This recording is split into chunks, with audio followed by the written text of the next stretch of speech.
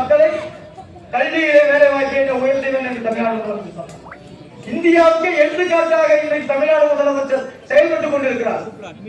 எத்தனை இடையூறுகள் வந்தாலும், அடக்குமுறைகள் ஒடுக்குமுறைகள் வந்தாலும் ஒரு கை பார்த்துடலாம் என்று இன்றைக்கு தமிழ்நாடு முதலமைச்சரோடு கைகோர்த்து நிற்கிறார்கள் கூட்டணி கட்சிகள்.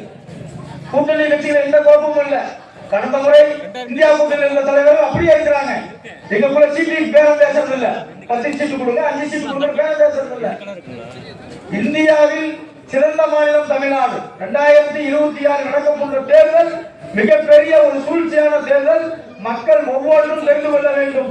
ஒவ்வொரு வாக்கும் திராவிட முன்னேற்ற கழகத்திற்கு உறுதாக வேண்டும்.